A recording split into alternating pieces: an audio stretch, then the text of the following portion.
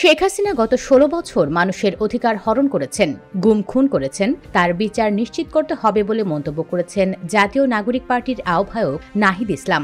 গতকাল বুধবার সন্ধ্যায় লালমনিরহাট শহরের মিশন মোড়ে আয়োজিত পথসভায় এসব কথা বলেন তিনি। নাহিদ ইসলাম বলেন, যারা সন্ত্রাসী বাহিনীর সদস্য ছিল তাদের গ্রেপ্তার করা হয়নি, বিভিন্ন স্থানে তাদের পুনর্বাসনের চেষ্টা করা হচ্ছে। সেই সব চেষ্টাকে গণ অভ্যুত্থান বিরোধী হিসেবে গণ্য করে প্রতিহত করতে হবে। এনসিপির আহ্বায়ক বলেন, আমাদের এই দল গঠনের কোনো দরকার ছিল না। জুলাই আগস্টের আন্দোলনে শহীদদের যে আত্মত্যাগ, সেটার ঋণ পরিশোধ করতে এবং বাংলাদেশের মানুষের আহ্বানে এই দল গঠন করতে হয়েছে। তিনি আরো বলেন, আপনারা আমাদের সহায়তা করুন, সহযোগিতা করুন। বাংলাদেশের তরুণেরা নতুন স্বপ্ন নিয়ে বাংলাদেশকে এগিয়ে নিতে চাচ্ছে, লালমনিরহাটকে এগিয়ে নিতে চাচ্ছে। সেই লড়াইয়ে আমরা একসঙ্গে থাকব। লালমনিরহাটে নাহিদ ইসলাম বলেন, ভারত অন্যায্যভাবে আমাদের নদীর পানির হিস্সা বুঝিয়ে দেয় না। এনসিপির নেতৃত্বে নদী ও সীমান্ত সুরক্ষা আন্দোলন শিগগিরই শুরু হবে।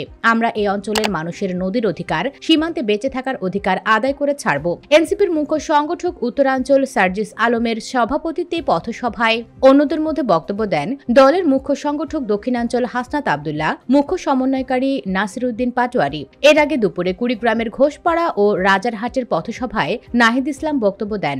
সেখানে তিনি বলেন, চট্টগ্রামের পটিয়ায় গণ অভ্যুত্থানের সৈনিকদের ওপর পুলিশ যে হামলা করেছে তা অত্যন্ত নিন্দনীয় ঘটনা। শিক্ষার্থীদের গায়ে অন্যায়ভাবে কেউ হাত তুললে তার পরিণতি ভালো হবে না। যারাই জনগণের বিরুদ্ধে দাঁড়াবে, চাঁদাবাজ দখলদারদের পক্ষে দাঁড়াবে, তাদের বিরুদ্ধে বারবার গণ অভ্যুত্থান তৈরি হবে।